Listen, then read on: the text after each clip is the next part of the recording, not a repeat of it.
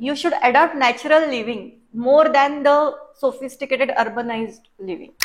आणि त्यांनी खूप शॉकिंग न्यूज सांगितली ती म्हणजे आजकालचे जे नव्यानं होऊ घालणारे पालक आहेत ती मुलं जन्माला नाहीत घालत आहेत, ती मुलं विकत घेत आहेत. सी कोणीतरी एक सेलिब्रिटी पर्सन जे फॉलो करतो, पण आपण हे लक्षात घेतलं पाहिजे की ती व्यक्ती जे फॉलो करते त्याच्या मागे खूप मोठी टीम काम करत असते. We are a part of nature, आपण नेचरचा पार्ट आहोत. त्याच्यामुळे जे सगळं नॅचरल आहे त्याच्यासोबत आपण सिंक्रोनायझेशन मध्ये पाहिजे. We need to go back to our roots, मूळ शोधा. हे सगळ्याच बाबतीत आपल्याला गरजेचं होत चाललेलं आहे. लाकडी घाण्याचं तेल हा नवीन झालेला उदय नाहीये किंवा शोध नाहीये. ओके, आपल्या पूर्वीच्या पिढी ह्या लाकडी घाण्याचं तेलच वापरायच्या. एक दिवस झालं असं ठीक आहे, बॉडी ऍडजस्ट करते. 2 दिवस झालं तरी बॉडी ऍडजस्ट करते, पण सतत असं होत राहिलं तर बॉडी गिव्ह अप करते आणि मग that manifest in some disease. एक फक्त डोक्यात ठेवायचं की अर्धा तासापेक्षा जास्त वेळ मला बसायचं नाहीये. सो ऍटलिस्ट 1 मिनिटासाठी तरी मी एक राऊंड मारून येईल. जे साथीचे रोग यायचे त्याच्यावर बऱ्यापैकी कंट्रोल केलेला आहे. पण आताचे जे पुढचे दशक आहे त्यामध्ये तुम्हाला जीवनशैलीजन्य आजारांचं प्रमाण हे भरपूर वाढताना दिसत आहे. म्हणजे तुम्ही जर वारा आणि ऊन रोज सेवन करत असाल तर तुम्हाला कोणतेही अँटी एजिंग मेडिसिन घ्यायची गरज नाही. नमस्कार मंडळी, मॅड स्पिरिट टॉक्स वरती तुम्हा सगळ्यांचं खूप खूप स्वागत. आजच्या आपल्या पॉडकास्टमध्ये गेल्या 12 वर्षांपासून ओबेसिटी कन्सल्टंट आणि न्यूट्रिशनिस्ट म्हणून काम करणाऱ्या डॉक्टर नम्रता महाजन मॅडम आपल्यासोबत गप्पा मारण्यासाठी आलेल्या आहेत. सो मॅडम, तुमचं पॉडकास्टमध्ये खूप खूप स्वागत. थँक्यू. मॅडम, आपल्या पॉडकास्टची सुरुवात करताना मला 2023 मध्ये एक महत्वाची गोष्ट झालेली जानेवारी महिन्यामध्ये, ते म्हणजे युनायटेड नेशन्स कडून हे जे वर्ष आहे ते वर्ष आंतरराष्ट्रीय भरड धान्य वर्ष, मिलेट इयर्स म्हणून घोषित केलं गेलं. तर ऍज अ न्यूट्रिशनिस्ट किंवा त्या इंडस्ट्रीमध्ये काम करताना तुम्हाला असं का वाटतं की त्याच्या मागची पार्श्वभूमी काय असावी, हे वर्ष असं घोषित केलं गेलं त्यामागे? तर युनायटेड नेशन्सने 2023 हे इंटरनॅशनल मिलेट्स इयर म्हणून घोषित केलं या वर्षाच्या सुरुवातीलाच. तर इंटरनॅशनल मिलेट्स इयरची घोषित करण्याची आवश्यकता आपण असं म्हणू शकतो की मिलेट्स, ज्याला आपल्याकडे भरड धान्य किंवा श्रीधान्य असं म्हणतात, तर यामध्ये असलेलं फायबर, आता भरपूर संशोधनाअंती असं निष्कर्षाप्रत आलेले आहेत की भरड धान्यांमध्ये जे फायबर्स, क्वालिटी ऑफ फायबर्स आहे ते तुमच्या लाईफस्टाईल डिसिजेसला फाईट करण्यासाठी फार आवश्यक आहेत. मग भरड धान्यांमध्ये प्रकार येतात, जसे ज्वारी, बाजरी, नाचणी, वरी, कोडो मिलेट आहे, हे सगळे आपले भरड धान्यांचे प्रकार येतात. त्यामुळे ग्लुटेनला पर्याय म्हणण्यापेक्षा ग्लुटेनपेक्षा सरस काही आहे तर ते मिलेट्स आहेत, भरड धान्य आहे. आणि म्हणूनच युनायटेड नेशन्सने या वर्षाच्या सुरुवातीला 2023 हे वर्ष आंतरराष्ट्रीय भरड धान्य किंवा इंटरनॅशनल मिलेट्स इयर म्हणून घोषित केलेलं आहे. ओके, मग म्हणजे पूर्वी आपल्याकडे ही भरड धान्यच होती, म्हणजे नाचणी होती, ज्वारी होती, बाजरी होते, वरीचे तांदूळ होते. तर या सगळ्याला मागे सारून गहू आणि बाकीचे जे पदार्थ आहेत ते पुढे आले. मग इतक्या वर्षांनी एकदम का असं झालं की बाबा परत बॅक टू रूट्स जाण्याची गरज निर्माण झाली? मुळात आता आपल्याला हळूहळू हे जाणवतच आहे की आपण we need to go back to our roots, मूळ शोधा. हे सगळ्याच बाबतीत आपल्याला गरजेचं होत चाललेलं आहे. कारण आपल्यामध्ये if you think of India, तर आपल्या खूप जुन्या ज्या सवयी होत्या त्याचं महत्व दिवसेंदिवस आपल्याला पटत चाललं आहे. जसं तुम्ही जर हरित क्रांतीच्या आधीचा काळ बघितला तर त्यामध्ये भारतीयांच्या आहारात असलेले मूळ धान्य जे होते ते ज्वारी, बाजरी, नाचणी, वरी अशाच प्रकारचे होते. पण जेव्हा हरित क्रांती झाली त्यावेळी गव्हाचं उत्पादन जास्त प्रमाणात घेतलं गेलं आणि मग सहज इझी पॅलेटेबल म्हणण्यापेक्षा म्हणजे चवीला चांगलं किंवा सहज उपलब्धता, यामुळे गहू पुढे गेले आणि आपले मिलेट्स किंवा आपले जे भरड धान्य आहेत ती मागे पडत गेली. मग आता समजा एखादा व्यक्ती आहे, तो गेली 15-20 वर्ष झालं गव्हाचं सातत्यानं पदार्थामध्ये त्याचा आहारात समावेश आहे आणि दुसऱ्या साईडला समजा त्याच टाइम पिरियडमध्ये 15-20 वर्षांसाठी ज्वारी, बाजरी किंवा वरी ह्यांचा आहारात समावेश आहे. तर दोघांच्या शरीरामध्ये, आहारामध्ये ह्या फरकामुळे काय बदल जाणवून येतो? तुम्हाला तसं बघायचं असेल तर तुम्ही एखाद्या गावातल्या किंवा आदिवासी व्यक्ती आणि शहरी व्यक्ती अशा याच्यात तुम्ही फरक बघू शकता की शक्यतो आता वरी किंवा जे मिलेट्स आहेत ते मिलेट्सचं प्रमाण आदिवासींच्या जेवणात किंवा जे डोंगराळ भागात राहणाऱ्या लोकांच्या जेवणात भरपूर असतं. त्यांची शरीरयष्टी अतिशय काटक, म्हणजे त्यांच्यामध्ये लाईफस्टाईलमुळे होणारे जे आजार आहेत, जीवनशैलीजन्य आजार जे आहेत, त्याचं प्रमाण त्यांच्यामध्ये अगदीच निग्लिजिबल आहे.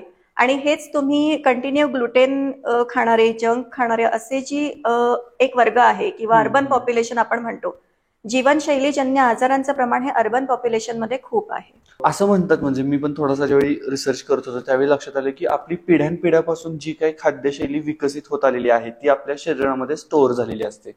मग ज्यावेळी आपण मिलेट्स सोडून गव्हाकडे शिफ्ट झालो त्यावेळी काही बदल शरीरामध्ये होत गेले का, की जे कदाचित शरीराला थोडेसे त्याला अडॅप्ट व्हायला त्रास देणारे होते? जीवनशैलीजन्य आजार आपण भरपूर प्रमाणात आता बघत आहोत, ज्याच्यामध्ये डायबिटीस आहे, ब्लड प्रेशर आहे, हृदयाचे विकार आहेत, त्यानंतर नर्वस सिस्टीमचे भरपूर आजार तुम्हाला बघायला मिळतात. हे सगळे जीवनशैलीजन्य आजार म्हणून आपण म्हणू शकतो. जीवनशैलीजन्य आजार म्हणजे काय? कंटिन्युअस तुमची जी लाईफस्टाईल आहे, दैनंदिन जीवन, मग ती सतत बसून काम करणं असेल किंवा जंक फूड खाणं असेल, या गोष्टींमुळे हळूहळू शरीरामध्ये जे बदल होतात आणि त्यामुळे तुम्हाला जे आजार होतात त्याला जीवनशैलीजन्य आजार असे म्हटलं जातं. आतापर्यंत कम्युनिकेबल डिसीज खूप जास्त होते, इन्फेक्शियस डिसीज फार जास्त होते, पण सायन्सचं प्रचंड संशोधन आणि याच्यामुळे आता आपण इन्फेक्शियस डिसीज, जे साथीचे रोग यायचे, त्याच्यावर बऱ्यापैकी कंट्रोल केलेला आहे. पण आताचं जे पुढचं दशक आहे त्यामध्ये तुम्हाला जीवनशैलीजन्य आजारांचं प्रमाण हे भरपूर वाढताना दिसत आहे. आता याच्यामध्ये सतत बसून काम केल्यामुळं कम्पॅरेटिव्हली आधी काय व्हायचं, तर मी ऐकतो की प्रामुख्याने शेतकरी वर्ग होता आणि तो सकाळी 6-6:30च्या आधीच घरातून बाहेर पडायचे. 8-8:30च्या आसपास त्यांचा भरपूर नाश्ता व्हायचा. म्हणजे जे आधी म्हणायचे की तुमचं पहिला न्याहारी जो आहे तो राजासारखा झाला पाहिजे, नंतर मध्यम वर्गासारखा झाला पाहिजे दुपारचं जेवण, आणि संध्याकाळचं जे तुमचं जेवण आहे ते अगदी तुमच्याकडे म्हणजे काही शिल्लक नाहीये तसं झालं पाहिजे, अशा पद्धतीने शेतकऱ्याचा त्यावेळीचा आहार होता. आणि त्याची शारीरिक ऍक्टिव्हिटी सुद्धा जास्त होती. आता कम्पॅरेटिव्हली बसून काम जास्त आहे, तर हे बसून काम करण्याचे परिणाम शरीरावरती काय होतात? लाईफस्टाईल डिसीजेसचं सगळ्यात महत्वाचं कारण म्हणजे सिडेंटरी लाईफस्टाईल. सिडेंटरी लाईफस्टाईल म्हणजे काय, की तुमच्या शरीराची हालचालच नसते, फार कमी प्रमाणात हालचाल असते, किंवा तुम्ही कंटिन्युअस बसून असतात काम करताना. तर असं म्हटलं जातं की sitting is a next smoking. म्हणजे जेव्हा तुम्ही अर्धा तासापेक्षा जास्त एकाच ठिकाणी बसून असतात तेव्हा फॅट डिपॉझिशनची प्रक्रिया शरीरामध्ये फास्ट होत असते. म्हणून तुम्ही जेव्हा सतत बसून काम करता तेव्हा एकतर मेटाबॉलिझम तुमचा अगदी कमी होतो, आणि प्लस फिजिकल ऍक्टिव्हिटी तुमची कमी असते. म्हणजे तुमचं शरीराचं गणित असं असतं की जेवढा तुमचा इनपुट आहे तेवढा आउटपुट असेल तर तुमचं वजन मेंटेन राहतं. बरोबर. तर सिडेंटरी लाईफस्टाईल मध्ये काय होतं की आपला इनपुट जनरली गरजेपेक्षा जास्त होतो. फिजिकल ऍक्टिव्हिटी नसल्यामुळे कॅलरी आउटपुट जो आहे तो फार कमी असतो, आणि it leads to weight gain, fat gain. आणि म्हणून मग हळूहळू तुम्हाला तुमचे जीवनशैलीजन्य आजार सुरू होतात. आता IT इंडस्ट्री मॅडम, कधीतरी लोकांना 9 वाजता जावं लागते, ते रात्री 10 वाजता वगैरे परत येतात. जर आपण त्यांचं बघितलं तर प्रामुख्यानं बसूनच असतात. ते उभे राहिले तर ते फक्त स्मोक करण्यासाठी उभे राहत असतील, जोके. पण तरी सुद्धा, तर मग त्या लोकांनी इथे इंटरव्हल कसे घेता येऊ शकतात, असं काही सांगू शकता का बाबा? इंटरव्हल घेताना सगळ्यात महत्वाचं म्हणजे त्यांनी जसं फार सोप्या गोष्टी असतात, जसं त्यांनी पाण्याची बॉटल जी आहे ती छोटी ठेवायची डेस्कवर, आणि प्रत्येक अर्धा तासाने पाण्याची बॉटल भरण्यासाठी ते उठून जाऊ शकतात, किंवा प्रत्येक अर्धा तासाने, पाऊण तासाने जस्ट एक फेरफटका त्यांच्या डेस्क अराउंड ते मारू शकतात. कारण एक फक्त डोक्यात ठेवायचं की अर्धा तासापेक्षा जास्त वेळ मला बसायचं नाहीये, सो ऍटलिस्ट 1 मिनिटासाठी तरी मी एक राऊंड मारून येईल. ओके. आता दुसरा एक मुद्दा आहे तो म्हणजे IT विषय आलेलाच आहे. तर IT सगळं काम चाललंय ते स्क्रीन समोर चाललंय, आणि या स्क्रीनचा इफेक्ट होतो का शरीरावरती, किंवा त्याचं धोकादायक पद्धतीकडे वाटचाल चालू आहे का, असं काही वाटतं का तुम्हाला सध्या? स्क्रीनचा परिणाम तसं बघितलं तर स्किनवर UV रेज डॅमेज प्रमाणात होतं, आणि ऍक्च्युली त्याचा अजून एक हे बघायला मिळतं की it is a electromagnetic field. हे लोक सतत इलेक्ट्रोमॅग्नेटिक फील्डमध्ये काम करत असतात, आणि दॅट इलेक्ट्रोमॅग्नेटिक रेडिएशन तुमच्या बॉडीला अफेक्ट करत असतं. सो तुम्ही कंटिन्यू जेव्हा तुमच्या फिंगर्सचा त्या कीपॅडशी संपर्क येत असतो, युअर वर्किंग, तुमचा brain connected to the system तुमचं काम करण्यासाठी, आणि तिथून तो जो इलेक्ट्रोमॅग्नेटिक लोड जो आहे तो तुमच्या शरीरात, your cells are made up of electrons and everything, तर त्याचा प्रत्येक सेलचा पण एक इलेक्ट्रोमॅग्नेटिक फील्ड असतं आणि again you are working in a electromagnetic field. So तो डेव्हलप होत असतो बॉडी. तर तुम्हाला IT मधल्या लोकांना एक गोष्ट रोज करणं खूप गरजेची असते की तुम्ही जो काही इलेक्ट्रोमॅग्नेटिक रेडिएशन किंवा ते फील्ड तुमच्या बॉडीमध्ये घेतलेलं आहे, you have to release it to earth. म्हणजे तुमचं काम झाल्यानंतर रात्री झोपण्यापूर्वी ॲटलिस्ट 10 मिनिट तुम्ही बेअर फूट गवतावर चाललं तर फारच चांगलं आहे. जर तुम्हाला गवत अवेलेबल नसेल तर तुम्ही बेअर लँडवर म्हणजे मातीवर चाललं तरी खूप चांगलं आहे, जेणेकरून तुम्ही जो ग्रास केलेला असतो इलेक्ट्रोमॅग्नेटिक रेडिएशन ते तुम्ही you pass on to the earth. मग तुम्ही फ्री होतात त्या चार्जपासून. आणि तेही शक्य नसेल तर मी जनरली माझ्या पेशंटला सजेस्ट करते की तुम्ही एका टबमध्ये माती भरून आणायची आणि रात्री त्या मातीत पाय बुडवून बसायचं. It also works very well. Okay. आता दुसरी एक गोष्ट आहे ती म्हणजे आधी खूप प्रचंड चालणं व्हायचं, म्हणजे लोक महाराष्ट्रातून काशीला वगैरे चालत जायचे, नंतर गाड्या आल्या आणि नंतर गाडीतच लोकांचं ऍक्सिलेटर क्लच दाबताना जे काही चालणं होतं तेवढं होतं. तर वॉकिंग थोडंसं मागं पडलंय, परंतु त्याचा इफेक्ट काय होतात बॉडीवरती? If you ask me, walking ही माझ्यासाठी नंबर 1 ची एक्सरसाइज आहे. म्हणजे जेव्हा एखाद्या व्यक्तीला आता मला I am very health conscious, आता मला माझ्या तब्येतीसाठी काहीतरी करायचं आणि मी जिम जॉईन करेल, अशा ह्याच्यात जेव्हा लोक असतात तेव्हा माझं म्हणणं नेहमी हेच राहतं की तुम्ही लगेच जिम जॉईन करण्याच्या आधी तुम्ही ऍटलिस्ट वॉक करायला सुरुवात करा. वॉक करायला का, तर पहिली गोष्ट की कोणतीही सवय डेव्हलप होण्यासाठी 21 दिवस लागतात. सो 21 दिवस तुम्ही रोज सकाळी एका पर्टिक्युलर वेळेला उठायचं ठरवा आणि तुम्ही वॉकला जा. तुम्ही वॉकला जातात तेव्हा तुमच्या बॉडीमध्ये एन्डॉर्फिन सिक्रेट होत असतात. एन्डॉर्फिन तुम्हाला एक हॅपी फिलिंग देतात आणि वॉकमुळे हळूहळू तुमचे फॅट मेटाबॉलिझम बूस्ट होतं, तुमच्या एनर्जी लेवल्स वाढतात, तुमचे भरपूर हॉर्मोन्स एका पेसने सिक्रेट व्हायला सुरुवात होतात. पण वॉकिंग हे always I prefer morning walks. कारण सकाळी सकाळी जेव्हा कसं असतं ना की we are a part of nature, आपण नेचरचा पार्ट आहोत, त्याच्यामुळे जे सगळं नॅचरल आहे त्याच्यासोबत आपण सिंक्रोनायझेशन मध्ये पाहिजे. त्याला सर्कॅडियम रिदम म्हणतात किंवा सर्कॅडियम क्लॉक म्हणतात. म्हणजे सूर्यप्रकाशाचा तुमच्या बॉडीवर होणारा इफेक्ट, म्हणजे सूर्य उगवल्यानंतर जसं नेचरचं क्लॉक सुरू होतं तसंच सूर्य उगवल्यानंतर तुमच्या बॉडीचा क्लॉकही सुरू झाला पाहिजे. तर नॅचरली आपण जेव्हा सकाळी उठतो तेव्हा आपल्या बॉडीमधले कॉर्टिसोल सिक्रेट होत असतात. कॉर्टिसोल हे तुमच्या हॉर्मोन्स सिस्टीम रेग्युलेट करायला मदत करते. मग तुम्ही सकाळी उठून जेव्हा वॉकला जातात तेव्हा तो उगवता सूर्य, त्याचे बेनिफिट्स तुम्हाला मिळतात. You go close to the nature. आणि आयुर्वेदामध्ये असं म्हटलेलं आहे की वारा आणि ऊन हे खूप चांगले अँटीऑक्सिडंट्स आहेत. म्हणजे तुम्ही जर वारा आणि ऊन रोज सेवन करत असाल तर तुम्हाला कोणतेही अँटी एजिंग मेडिसिन घ्यायची गरज नाही असं म्हटलेलं आहे. तर तुम्ही जेव्हा नेचरच्या क्लोज जातात तेव्हा you get very fresh purified air. कारण सकाळी दिवसभराचं जे पोल्युशन आहे ते रात्री नेचर रिफाईन करत असतं, म्हणून सकाळी ऑक्सिजनच्या लेवल नेचरमध्ये खूप जास्त असतात. So you get that much oxygen. म्हणजे आय फील की तुम्ही जेव्हा जिमिंगला सुरू करतात एका क्लोज एन्व्हायरमेंटमध्ये एक्सरसाइज करण्यापेक्षा ओपन एन्व्हायरमेंटमध्ये वॉक करणं किंवा एक्सरसाइज करणं हे खूप जास्त बेनिफिशियल असतं. ओके. आता ह्यालाच अनुषंगानं माझा पुढचा प्रश्न आहे, तो म्हणजे आपल्याकडं जेवण झालं रात्रीचं की त्याच्यानंतर शतपावलीसाठी जाण्याची सुद्धा पद्धत आहे. याच्यामध्ये काही जण 5-10 मिनिटात शतपावली करून परत येतात आणि काही जण 1-1 तास शतपावलीच करत असतात. तर रात्री जेवल्यानंतर मग जे आपण वॉक घेतो ते कमी असलं पाहिजे, जास्त असलं पाहिजे, असे काही ठोकताळे आहेत का? आपल्या ह्या बाबतीत मी आपल्या जे पूर्वीचे लोक आहेत त्यांना म्हणजे माझे सॅल्यूट आहे की त्यांनी गोष्टी इतक्या परफेक्ट आखून दिलेल्या आहेत. त्यांनी आपल्याला सांगितलं आहे की रात्रीच्या जेवणानंतर तुम्ही शतपावलीच केली पाहिजे. ऑफकोर्स त्यांना काहीतरी लॉजिकल वाटलं असेल म्हणूनच त्यांनी ते सांगितलं असेल. तर रात्रीच्या जेवणानंतर शतपावली का केली पाहिजे? मुळात त्यांनी रात्रीचं जेवण तुम्हाला सांगितलं आहे की सूर्यास्ताच्या आधी घेतलं पाहिजे. कारण जसं मी मागे म्हटले की सर्कॅडियम रिदम नुसार रात्री सूर्यास्तानंतर तुमची बॉडी नॅचरल रिलॅक्सेशन बघत असते. Your body needs natural relaxation after sunset. त्यामध्ये तुम्ही जेव्हा जेवण केल्यानंतर तुम्ही शतपावली का केली पाहिजे? तर त्या 100 फीट्स म्हणजे त्या 100 पावलांमध्ये फक्त तुम्ही जे खाल्लं आहे ते फूडला मुवमेंट मिळण्यासाठी म्हणून ते सांगितलेलं आहे. त्याच्यामध्ये जर तुम्ही जास्त प्रमाणात चाललात किंवा एक्सरसाइज केली तर काय होतं की body provide all the blood supply to the periphery. म्हणजे तुम्हाला वॉकिंग किंवा ह्याच्यासाठी जे आवश्यक आहे तो रक्तपुरवठा करण्याकडे बॉडी फोकस करते. बट ऍक्च्युअली तुम्हाला जर फूड डायजेस्ट करायचं आहे तर तुम्हाला ब्लड सप्लाय हा तुमच्या स्टमकला झाला पाहिजे. बरोबर. जेव्हा तुम्ही शतपावली करता तेव्हा फूडला चालना मिळते आणि जेवढा पाहिजे तेवढा स्टमकला ब्लड सप्लाय होत असतो.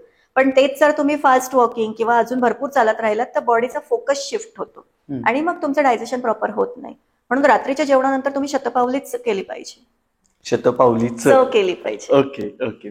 आता तुम्ही मगाशी म्हणालात की सूर्यास्तानंतर कसं होतं तर आपली बॉडी सुद्धा रेस्टिंग मोडला जायला हवी.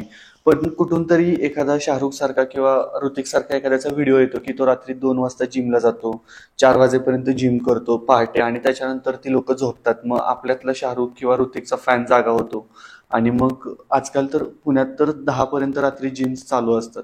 म्हणजे त्याला विरोध नाहीये, पण हे शरीरावरती मग तो जो रेस्ट पिरियड आपण म्हणतोय तर त्याच्या टोटल अपोजिट घडतंय ना. हे त्याचा काही परिणाम होतो का? ऑफकोर्स त्याचा परिणाम होतोच. सगळ्यात पहिले तर प्रत्येक इंडिव्हिज्युअलने आपली गरज काय हे ओळखणं फार गरजेचं आहे. म्हणजे प्रोफेशन इज अ पार्ट, पण तुमचं जर तुम्हाला जर दैनंदिन लाईफस्टाईल मेंटेन करायची आहे, हेल्दी लाईफस्टाईल मेंटेन करायची आहे, तर मला असं वाटतं you should always go in a flow of nature. निसर्गाच्या विरुद्ध जाण्याचे नक्कीच परिणाम चांगले नसतात.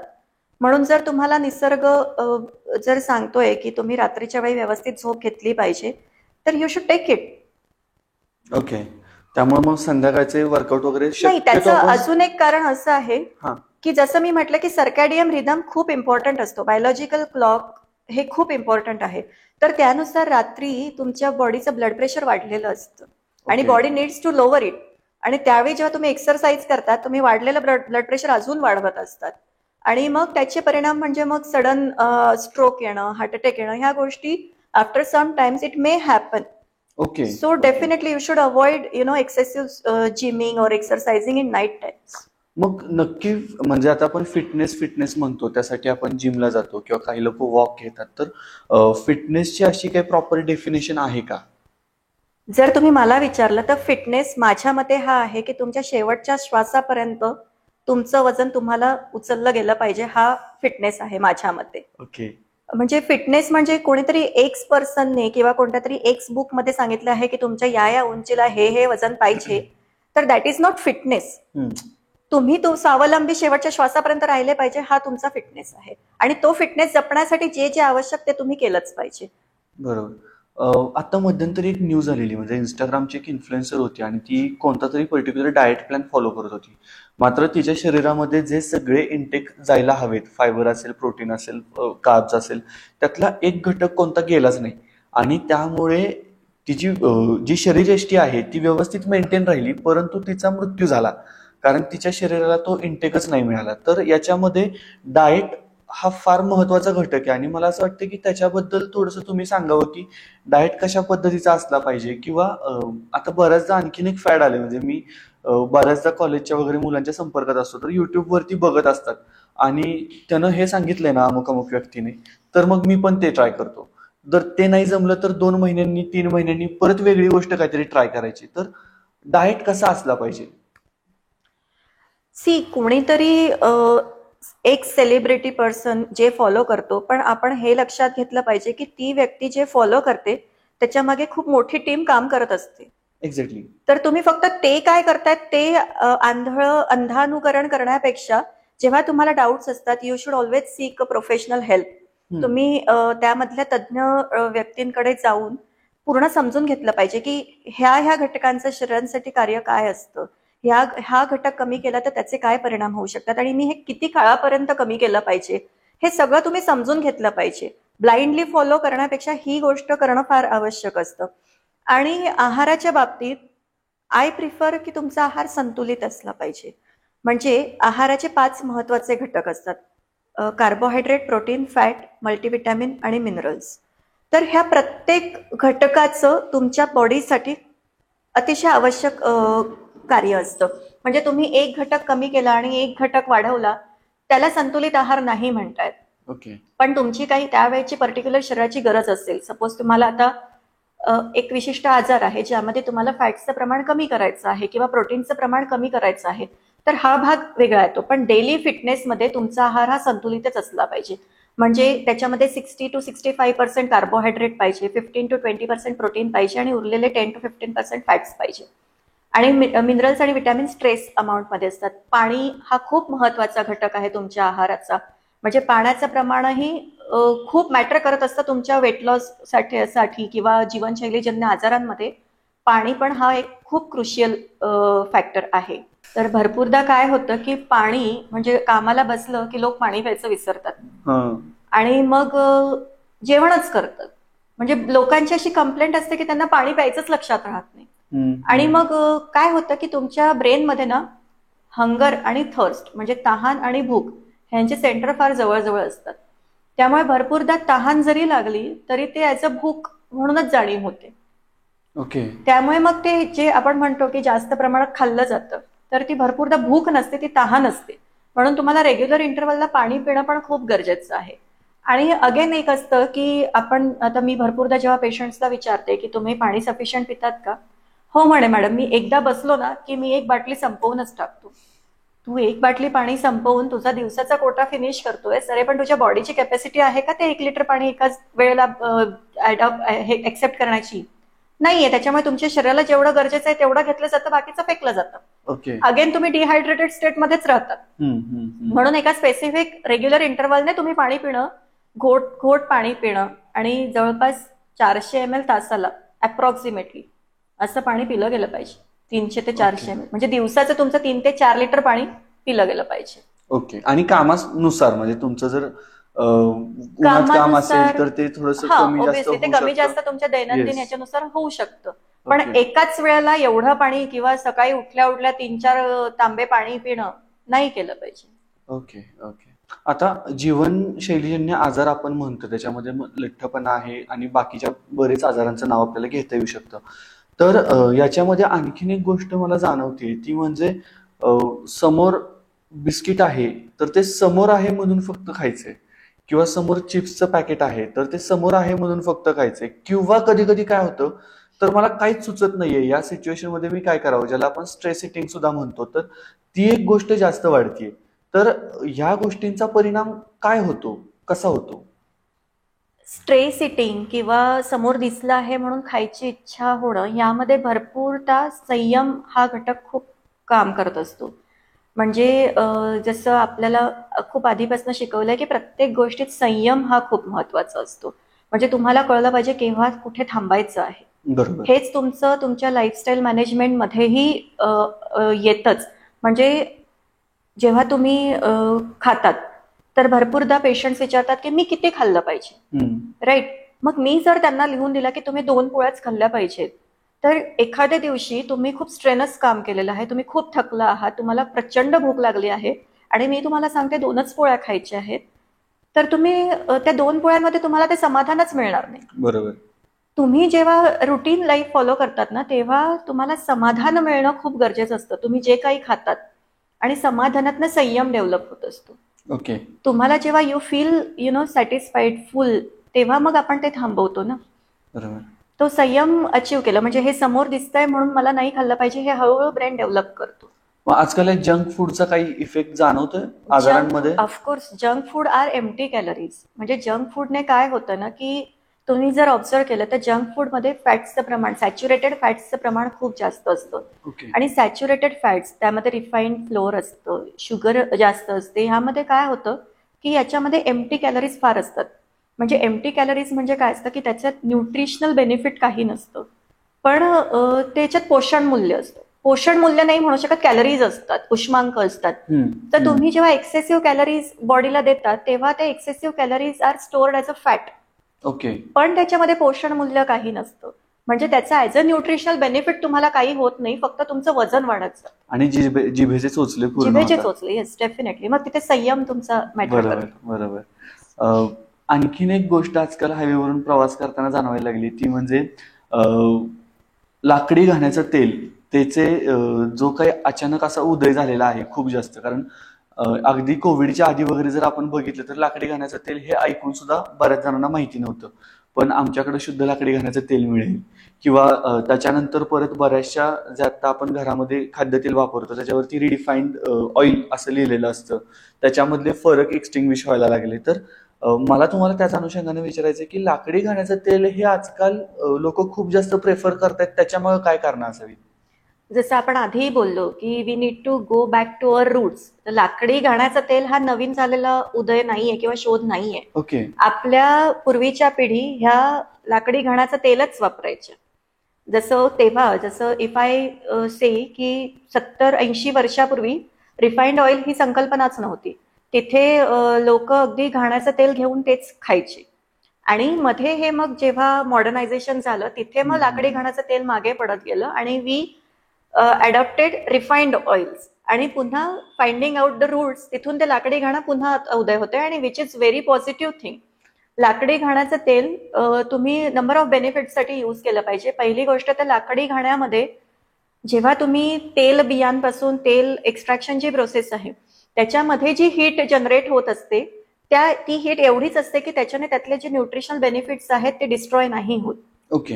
ह्या सगळ्यात मोठा बेनिफिट असतो. म्हणजे त्या तेल बियांमधले जे मिनरल्स किंवा विटॅमिन्स किंवा जे पोषण मूल्य आहे ते तसेचे तसे त्या तेलामध्ये उतरत असतात. त्यानंतर अनदर थिंग इज ह्याच्यामध्ये कोणतीही भेसळ किंवा अडल्ट्रेशन नसतं. If you go for a authentic supplier तर त्याचं प्रमाण फार कमी असतं. ते कोणतेही फोर्टिफाईड नसतात, म्हणजे त्याच्यामध्ये ऍडेड विटॅमिन्स वगैरे टाकायची तुम्हाला गरज नसते. ओके. आणि असं भरपूरदा म्हटलं जातं की लाकडी घाण्याचं तेल हे महाग पडतं, पण मला नाही वाटत तसं. कारण लाकडी घाण्याचं तेल हे बऱ्यापैकी घट्ट असतं. जेव्हा तुम्ही ते तापवतात तेव्हा ते पातळ होतं. म्हणजे तुम्ही जर 1 चमचा लाकडी घाण्याचं तेल इज ॲज इक्वल टू 2 चमचे तुमचं रिफाइंड ऑइल. त्यामुळे ते इकॉनॉमी तिथे बरोबर फिट होते. सो लाकडी घाण्याचं तेल वापरायला काहीच हरकत नाही. मग ज्यावेळी आपण म्हणतो की बाबा तुम्ही जे खाता त्याच्यावरून तुमचं स्वास्थ्य कसं राहणार हे ठरवलं जातं, तर आहाराला आपण म्हणजे थोडक्यात मेडिसिनचाच दर्जा दिलेला आहे की बाबा ते डेफिनेटली. योग्य आहार काय असला पाहिजे? योग्य आहारामध्ये माझं असं मत आहे की अगदी हे हेल्दी ते हेल्दी अशा सगळ्या गोंधळात तुम्ही अडकला असाल ना, तर साधं सहज शक्य जे आहे ते ऍक्सेप्ट करा. म्हणजे कसं आहे की हे सप्लिमेंट घे ते सप्लिमेंट घे याच्यापेक्षा जिथून मला स्वच्छ शुद्ध ताजं सकस अन्न मिळेल ते सप्लाय शोधणे. जसं रिफाइंड ऑइलपेक्षा जिथे प्रत्यक्ष तुम्हाला घाण्याचं तेल काढून मिळतं आहे ते तुम्ही प्रिफर केलं पाहिजे.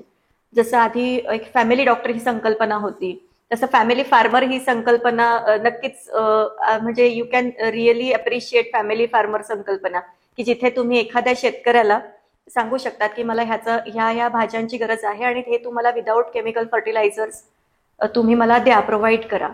इतकं साधी भाजी चपाती डाळ भात आमटी हेही तुम्हाला उत्तम न्यूट्रिशन देऊ शकतं. आपल्या ज्या जुन्या गोष्टी आहेत त्या किती छान आहेत की आपल्या इथे काय सांगितलंय की तुम्ही हातपाय धुवून जेवायला बसलं पाहिजे. कारण काय की तुम्ही you get free from the bacteria and all bacterial things. तुम्ही जे धूळ आहे त्याच्यापासून तुम्ही फ्री होऊन तुम्ही जेवायला बसतात. त्यानंतर जेवायला बसल्यानंतर वदनी कवण घेता नाम घ्या श्री हरीचे, सहज हवन होते नाम घेता फुकाचे, जीवन करी जीवित्वा अन्न हे पूर्ण ब्रह्म, उदर भरण नोहे जाणीचे यज्ञ कर्म. म्हणजे तुम्ही जे जेवण करत आहात ते फक्त पोट भरणं नाहीये, ते यज्ञ कर्म एवढं श्रेष्ठ कर्म आहे. तर त्याला तेवढ्याच रेव्हरन्सने तुम्ही खाल्लं पाहिजे की तुम्ही त्या अन्नाला नमस्कार केला पाहिजे. तुम्ही जे तुम्हाला तुमच्यापर्यंत ते अन्न ज्यांनी पोहोचवलं आहे त्याला तुम्ही ग्रॅटिट्यूड दिला पाहिजे. तुम्ही देवाला थँक्स म्हटलं पाहिजे. आणि जसं त्यांनी म्हटलेलं आहे की अन्न हे पूर्ण ब्रह्म, म्हणजे अन्न हे ब्रह्म आहे. तुम्हाला जे देवाने तुमचं उत्तम शरीर दिलं आहे त्याचं भरण पोषण करणारं ते अन्न आहे, म्हणून त्याला पूर्ण ब्रह्म म्हटलेलं आहे. आणि त्यानंतर हे यज्ञ कर्म आहे. तर यज्ञ कर्म हे तुम्ही असंही लिंक करू शकतात की जसं तुमचा जो जठराग्नी आहे, डायजेस्टिव्ह फायर आहे, ते जर तुम्हाला सतत तेवत ठेवायची आहे तर तुम्ही जसं यज्ञामध्ये सतत थोड्या अंतराने, मी जसं सांगितलं तुम्हाला की थोड्या अंतराने तुम्ही तूप घालत राहता जेणेकरून ती जी फायर आहे ती व्यवस्थित लीट राहते. तसंच तुम्ही थोड्या वेळाने अन्न खाल्लं तर ते जी जठराग्नी आहे ती तुमची व्यवस्थित राहते. जर तुम्ही एकदम अन्न खाल्लं तर ती जठराग्नी विझून जाणार आणि किंवा खाल्लंच नाही तरीही ती विझून जाणार. सो हे इतके आपले जुने लोक इतके हुशार होते. सो आपण मॉडर्नायझेशन मध्ये सगळंच विसरलो. तुम्ही म्हणालात की फॅमिली फार्मर हवा, पण या फॅमिली फार्मर मध्ये पण आजकाल जे धान्य सीड्स जे म्हणतोय आपण, तर ते वन टाइम प्रोडक्शनसाठीच यूज केले जातात. त्याच्यातून परत रिप्रोडक्शन करणं ही दुर्मिळ गोष्ट झाली सध्या. पण तेच जर आपण आधीचं बघितलं तर आधीच्या वेळी असं नव्हतं, त्यातलंच काहीतरी शिल्लक ठेवलं जायचं परत पेरण्यासाठी. सो ह्याचा इफेक्ट कसा होतोय? त्यामध्ये आपल्यामध्ये फार प्रचलित एक वाक्प्रचार आहे की आपण म्हणतो आता त्या गोष्टीत राम नाही राहिला. तर मला असं वाटतं की आजकालच्या जे धान्य आहे त्याच्यामध्ये राम राहिलाच नाहीये, म्हणजे त्याच्यामध्ये तो कसच उरला नाहीये. आधी आपली शेतीची पारंपरिक शेतीची पद्धत काय होती की जेव्हा पीक यायचं त्याचे सीड्स असायचे, ते बिया असायचे, ते शेतकरी काही बिया जपून ठेवायचे आणि पुढच्या वर्षी प्रोडक्शनसाठी तेच बी पेरलं जायचं. बरोबर. आता आपल्याला प्रत्येक वेळी नवीन, दरवर्षीच्या पेरणीला आपल्याला नवीन सीड्स घ्यावे लागतात. कारण काय आहे की हे जे सीड्स आहे हे उत्पादन क्षमता वाढवण्यासाठी जेनेटिकली मॉडिफाईड असतात, ज्याला GMO फूड म्हणतात. तर हे जेनेटिकली मॉडिफाईड जे धान्य बिया आहेत ह्या सततचे जे कीटक किंवा जे आपण म्हणतो की इन्फेक्शनला ते रेझिस्टंट असतात, त्याचं उत्पादन चांगलं येतं. पण हाऊ अबाउट कस, ते तुमच्या शरीराच्या भरण पोषणासाठी कितपत फायदेशीर आहे? हा खरंच संशोधनाचा विषय नक्कीच आहे की त्यामध्ये इफ यू आस्क मी तर जुनं ते सोनं. आय बिलीव्ह की तुम्ही जर ज्या धान्यातनं तुम्ही धान्यच रिप्रोडक्शन करू शकत नाहीये तर ते धान्य खाल्ल्यानंतर तुम्ही कितपत जीवनशक्ती तुम्हाला किती मिळणार आहे? मध्यंतरी एक मॅडम भेटलेलं मला आणि त्यांचं इन्फर्टिलिटी इश्यूज वरती काम करणारं क्लिनिक आहे आणि त्यांनी खूप शॉकिंग न्यूज सांगितली. ती म्हणजे आजकालचे जे नव्यानं होऊ घालणारे पालक आहेत ती मुलं जन्माला नाहीत घालत आहेत, ती मुलं विकत घेत आहेत. म्हणजे मुलं विकत का घेतायत तर IVF सारखी जी टेक्नॉलॉजी आहे किंवा म्हणजे बऱ्याचशा गोष्टींमुळं पालकांना नॅचरली मुलं जन्माला घालणं हे पॉसिबलच होत नाही, त्यांना मेडिकल सायन्सची गरज लागते. मग ह्या गोष्टी इंटरलिंक्ड असू शकतात का? डेफिनेटली आहेच. अन्न हा आपल्या शरीराचा गाभा आहे. तुम्ही काय खाता, what you eat, that is how you look, किंवा तुम्ही ते असता, तुम्ही जसं खाता तुम्ही तसे असतात. त्याच्यामुळे असं म्हटलेलं आहे की जेव्हा तुम्ही खूप बिया असलेले फळं तुम्ही खावे त्याच्याने तुमची फर्टिलिटी वाढत असते. ओके. सो तुम्ही जे अन्न खाता त्याच्यामध्ये जर रिप्रोडक्टिव्ह पॉवर असेल तर ऑब्व्हियसली त्यानुसार तुमचं शरीराची रिप्रोडक्टिव्ह पॉवरही वाढते. बरोबर. त्यामुळे भरपूर आता इन्फर्टिलिटीच्या केसेस वाढत आहेत, हॉर्मोनल इम्बॅलन्स भरपूर वाढत आहेत आणि तुम्ही फक्त मॉडर्नायझेशनला तुम्ही दोष देऊ शकत नाही. तुमच्या बदलत्या तुम्ही जे अन्न खाता आहात, शेतीमध्ये जे तुमचे चेंजेस आलेले आहेत त्याचा पण खूप मोठा रोल आहे यामध्ये. की तुम्ही आधी जसं आहे की आधी उत्पादन जरी कमी असलं तरी ते जे सीड्स होते ना ते रेझिस्टंट होते, त्याच्यावर इतक्या सहज कीटकनाशकांचा किंवा अळ्यांचा हल्ला व्हायचाच नाही. तुम्ही आताही बघितलं त्याचे जे भरड धान्य आहे, आदिवासी पाडे जे असतात ते लोक अगदी नॅचरली बेअर लँड्सवर वरी, नाचणी ह्याचं उत्पन्न घेत असतात. ते कोणत्याही फर्टिलायझर्स किंवा पेस्टिसाइड टाकत नाही आणि म्हणून तुम्ही बघितलं असेल तर त्यांच्यामध्ये नॅचरल जी डिसीज फायटिंग जी आहे किंवा रेझिस्टन्स जो आहे, इम्युनिटी आहे ती त्यांची खूप चांगली असते कम्पेअर्ड टू आधुनिक पॉप्युलेशन किंवा शहरी पॉप्युलेशन पेक्षा. आमच्या गावाला एक गवळी होते, आपण बोलत असताना मला ते आठवलं नेमकं. तर ते रोज एका डोंगरावरून पाड्यातून यायचे दूध घालायला खाली गावामध्ये. जवळपास 15 किलोमीटरचं त्यांचं वन टाइम वॉक होतं आणि ते दुधाच्या किटल्या घेऊन यायचे आणि परत घेऊन जायचे. बरं, एक वेळ पुरुष असेल तर आपण थोडंसं म्हणतो ठीक आहे, शारीरिक क्षमता थोडीशी बेटर आहे तर तो करू शकतो. जर ते कधी नसतील तर त्यांची पत्नी यायची आणि ती सुद्धा तेवढंच दूध सगळीकडे घालायची आणि मग परत जायची. सो तुम्ही जे म्हणताय ना की मी त्यावेळी म्हणजे त्यांच्या बोलण्यातून यायचं किंवा आम्ही नाचणी असेल तर ती त्यांच्याकडून घ्यायचो, त्यामुळं हा मुद्दा कुठेतरी पटतोय. पण खाण्यातल्या गोष्टींमुळं कॅन्सर वाढलाय का? कॅन्सर म्हणजे आपण कार्सिनोजेनिक जे आहेत गोष्टी त्याच्यामध्ये भरपूर येतात. आता आपण आर्टिफिशियल कलर म्हणजे तुम्ही अगदी बाहेर जेवायला गेलात तरी पण त्या एखाद्या डिशला पर्टिक्युलर रंग येण्यासाठी त्याच्यामध्ये आर्टिफिशियल कलर्स टाकलेले असतात, केमिकल्स. तुम्ही जितके केमिकल्सच्या जवळ जातात मग that can be electromagnetic radiations किंवा तुमचे बाहेरचे फूड कलर्स आहेत किंवा टेस्ट वाढवण्यासाठी टेस्ट एन्हान्सर्स आहेत, प्रिझर्वेटिव्ह आहेत. ह्या सगळ्या केमिकलच्या तुम्ही जितके जवळ जाणार तितकं तुम्ही कॅन्सरच्या जवळ जात. ओके. हा, मग तुम्ही असं लिंक नाही करू शकत की याच्यामुळे हे होणारच, पण हे होण्याची शक्यता याच्यामुळे नक्कीच वाढते. येस. अच्छा. त्यामुळे जितकं नॅचरल तितकं चांगलं. You should adopt natural living more than the sophisticated urbanised living. So आता आपण गप्पा मारतोय आणि त्याच्यामध्ये मगाशी तुम्ही म्हणालात की उदर भरण नोहे जाणीचे यज्ञ कर्म. तर ते म्हणजे जसं तुम्ही यज्ञाचा एक परिपाठ असतो तशा पद्धतीने तुम्ही शरीराची काळजी घेतली पाहिजे असं आयुर्वेदामध्ये किंवा प्राचीन लोकांनी सांगून ठेवलेले. आणि आज म्हणजे बऱ्याचदा मी बघतो की मी जेवताना फोन माझा सायलेंट असतो आणि त्याच्यावरून लोक उचकतात की बाबा तू फोन का नाही उचलते, आम्ही तुला फोन करतो. तर माझं म्हणणं असतं की जो दिवसभर मी सगळं करत असतो ते फक्त मी त्या एका गोष्टीसाठी करत असतो की Definitely. माझं जेवण व्यवस्थित झालं पाहिजे. आणि त्यावेळी मी बाकी एंटरटेन करत बसलो तर मग त्याला अर्थ नाहीये तेवढा. सो जे काय असेल 10-15 मिनिट वेट करू शकतं. आणि जर तुम्हाला अगदीच इमर्जन्सी आहे तर त्या लोकांना तेही माहिती की त्या इमर्जन्सीमध्ये आपल्यापर्यंत कसं पोहोचायचं. पण कम्पॅरेटिव्हली हे आता थोडंसं स्टेबल लाईफ म्हणून शक्य, पण कॉलेजमध्ये वगैरे जेव्हा होतो तर त्यावेळी आम्ही असे उभे राहूनच नाश्ता करायचो, पोहे त्याच्यावरती तरी उभं राहून कुठेतरी खायचं. मग या लाईफस्टाईलचा पण कुठेतरी हानिकारक परिणाम होत असेल ना. मला तेच विचारायचंय की असं काही होऊ शकतं का की बाबा जेवणाच्या आता बऱ्याचदा माझा मित्र पण आहे कॉर्पोरेटमध्येच आहे तो एक, आणि त्याला विचारलं दुपारी काय जेवलास रे, नाही फ्राईड राईस खाल्ला. उद्या विचारलं काय जेवलास रे, तर अरे मेसमध्ये आज आमच्या कॅन्टीनमध्ये बिर्याणी होती मग बिर्याणी खाल्ली. म्हणजे याच्यामध्ये कुठेही डिसिप्लिन नाहीये की बाबा कधी आपण काय खातोय. आणि ह्या छोट्या छोट्या छोट्या गोष्टी परत किती मोठं स्वरूप धारण करू शकतात हे मला विचारायचंय. किती मोठं स्वरूप कोणती गोष्ट धारण करू शकते हे व्यक्तिपरत्वे बदलतं. त्यामध्ये डेस्टिनी हा रोल पण प्ले करत असतो. तुमचं पूर्वीचे कर्म, संचित कर्म, पण त्यामध्ये मला असं वाटतं एवढ्या खोलात न शिरता जी आपल्याला माहितीये ना हेल्दी आहे, जसं हात धुवूनच जेवलं पाहिजे, जसं तुम्ही बसूनच जेवलं पाहिजे. म्हणजे तुम्ही म्हटलात ते अगदी खरं आहे की आपण एवढा अट्टाहास, एवढा उहापोह कशासाठी करतो? 2 वेळच्या पोटभर जेवणासाठी. मग जेव्हा ते 2 वेळचं पोटभर जेवण तुमच्या समोर येतं तेव्हा तुम्ही ते किती मनापासून जेवण केलं पाहिजे.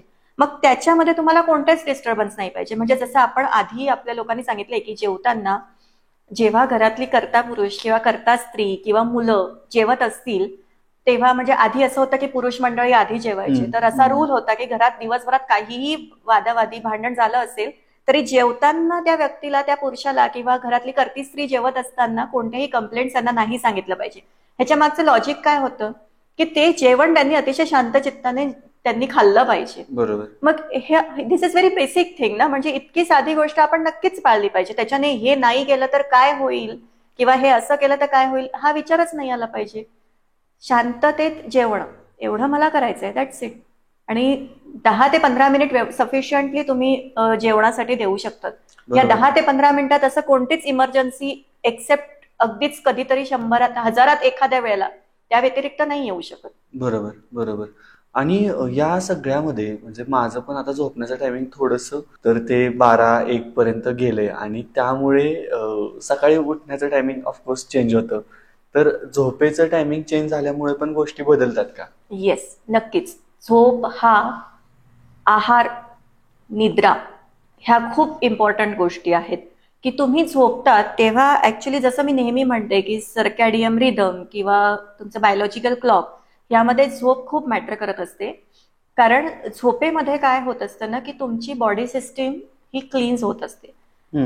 सर्कॅडियम रिदम इज व्हॉट? लाईटचा response on your routine.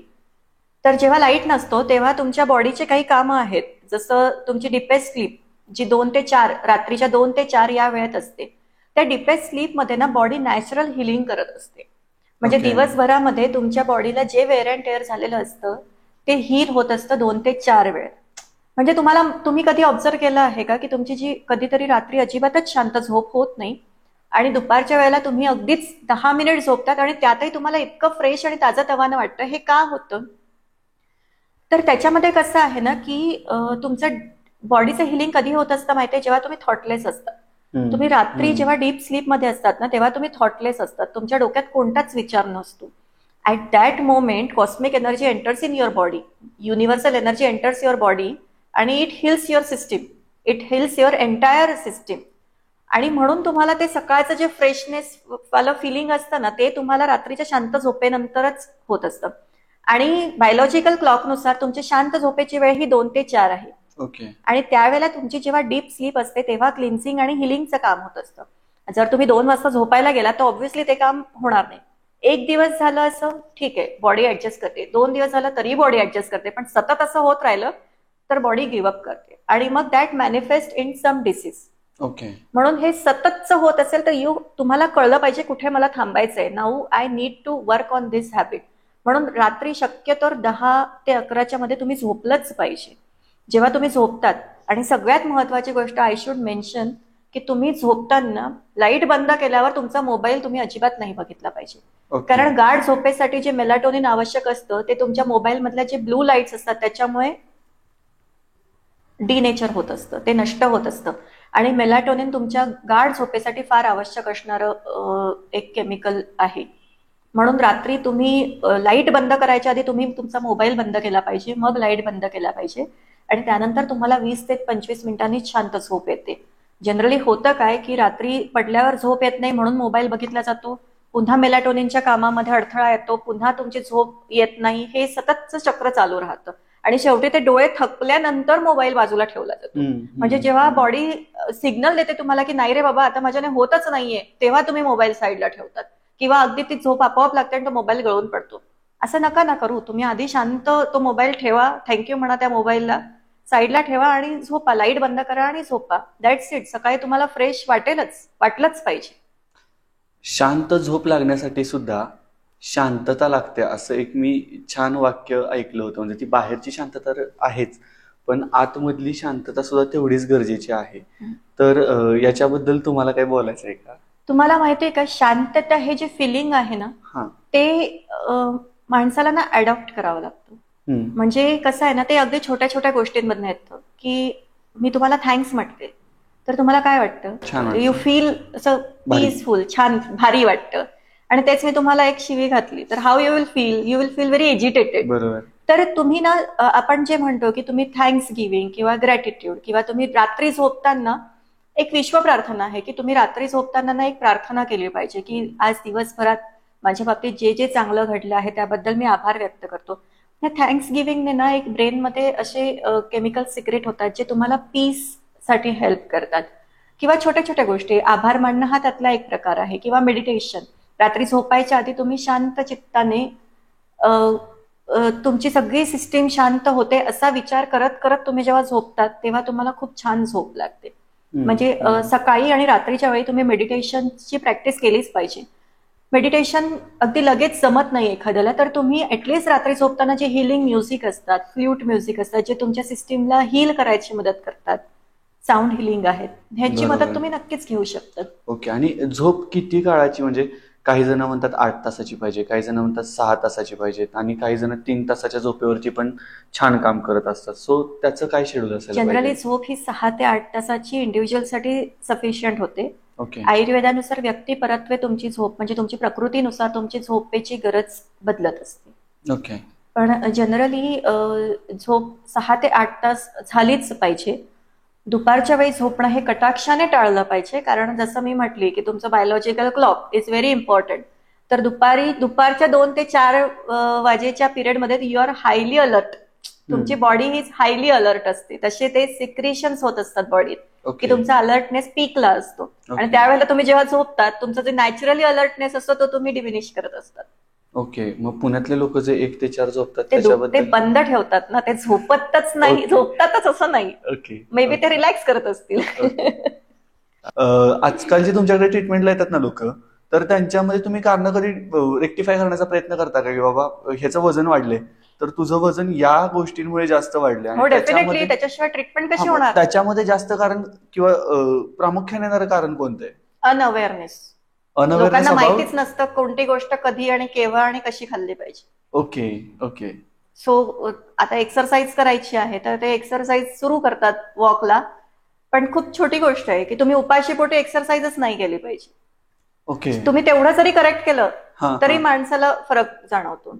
Generally काय आहे ना की बॉडी ही स्टार्वेशन मोडमध्ये जात असते. म्हणजे तुम्ही जर बॉडीला इरेग्युलर तुमच्या इटिंग हॅबिट्स असल्या, आज 10 वाजता जेवलो, आज 2 वाजता जेवलो, आज सकाळी 7लाच जेवलो, तर बॉडीचा क्लॉक बसत नाही.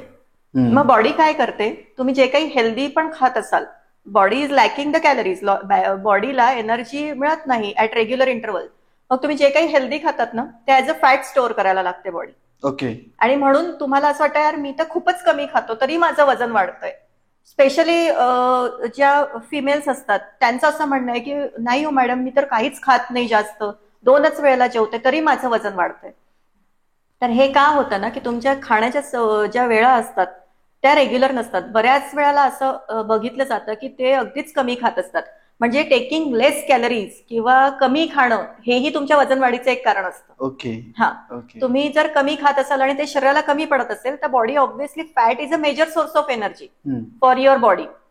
त्याच्यामुळे म्हणजे त्याच्यामुळे बॉडी काय करणार, जसं आपण जनरेटर बॅकअपला ठेवतो की लाईट गेल्यानंतर we can use that energy, तसं तुमची बॉडी फॅट सेव्ह करते की जेव्हा तुमच्या बॉडीला कॅलरीज मिळणार नाही, जेवण मिळणार नाही, तेव्हा ते fat as a fuel use केलं जातं. ओके. म्हणून जर तुम्ही रेग्युलर इंटरव्हलने खायला सुरुवात केली तर आपोआप तुमची बॉडी वजन कमी करायला सुरुवात करते. आणखीन एक प्रश्न आहे, तो म्हणजे बऱ्याचदा घरात काय होतं तर संपवण्यासाठी खाल्लं जातं की अरे अर्धीच चपाती राहिली तेवढी खाना, किंवा एवढीच उसळ राहिली तेवढी खाना, आणि ते नाही झालं तर दुपारचं जे जेवण शिल्लक राहिलेलं असतं ते संध्याकाळी खायचं, संध्याकाळी जे राहिलेलं असतं ते सकाळी राहायचं, म्हणजे शिळं अन्न ज्याला आपण म्हणतो. तर या दोन्ही गोष्टींचा काही इफेक्ट होतोय?